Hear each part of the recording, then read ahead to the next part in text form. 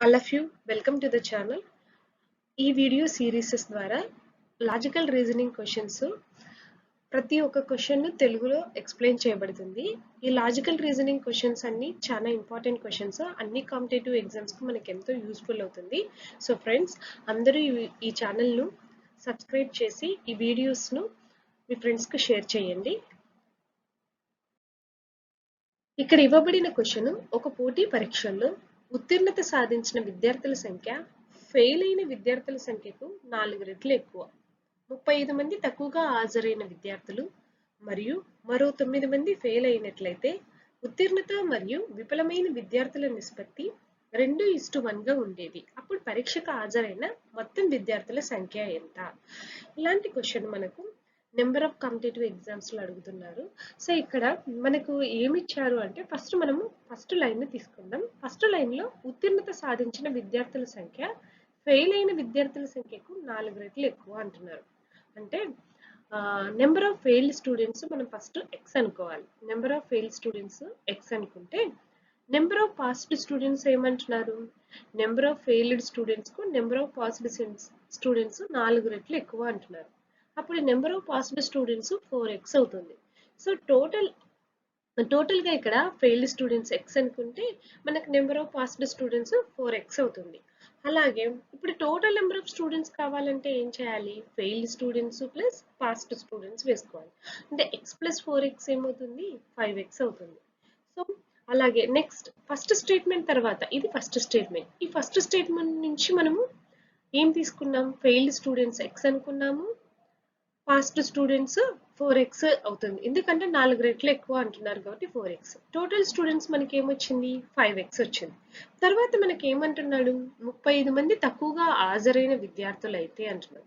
So అంటే ఏంటి? Total number of students లో 35 మెంబర్స్ తక్కువ అయితే అంటున్నాడు. అప్పుడు ఇఫ్ 35 fewer స్టూడెంట్స్ అపియర్, 35 మంది తక్కువ అయితే అప్పుడు ఏమవుతుంది? Total number of students 5x అయితే అందులో 35 మంది తక్కువ అంటున్నాడు. అంటే 5x మైనస్ 35 అవుతుంది.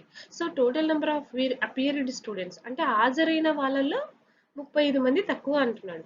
సో అంటే ఏంటి? 5x minus 35.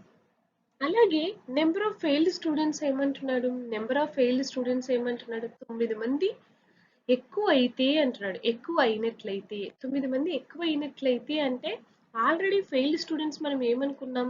ఎక్స్ అనుకున్నాం. ఈ ఎక్స్కు 9 మంది ఎక్కువ అయితే అంటున్నాడు. అంటే ఎక్స్ ప్లస్ 9 అన్నమాట. ఇప్పుడు మనకు నెంబర్ ఆఫ్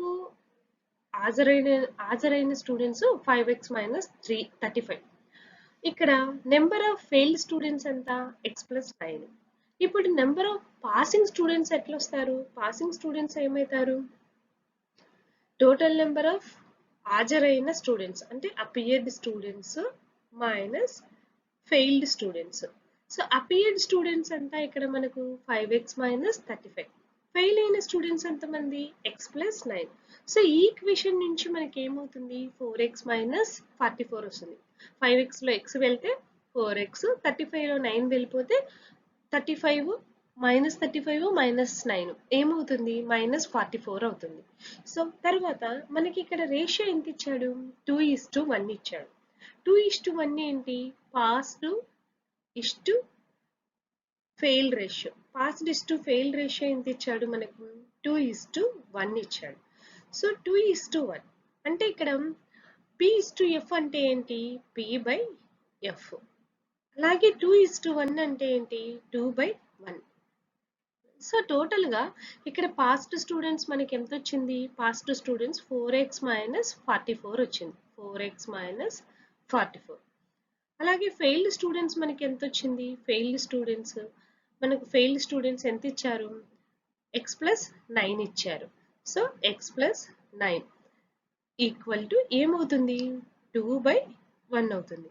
సో దీన్ని క్రాస్ మల్టిప్లికేషన్ చేసిన తర్వాత మనకి x వాల్యూ ఏమొస్తుంది? 31 వస్తుంది. x వాల్యూ 31 వస్తుంది. ఈ x వాల్యూను టోటల్ స్టూడెంట్స్, మనకి టోటల్ స్టూడెంట్స్ ఎంత వచ్చారు? 5x వచ్చారు. సో ఈ 5x లో x వాల్యూని సబ్స్టిట్యూట్ చేస్తే మనకి ఆన్సర్ ఏమొస్తుంది? 155 వస్తుంది. అంటే టోటల్ గా పరీక్షకు హాజరైన మొత్తం విద్యార్థుల సంఖ్య 155 అవుతుంది.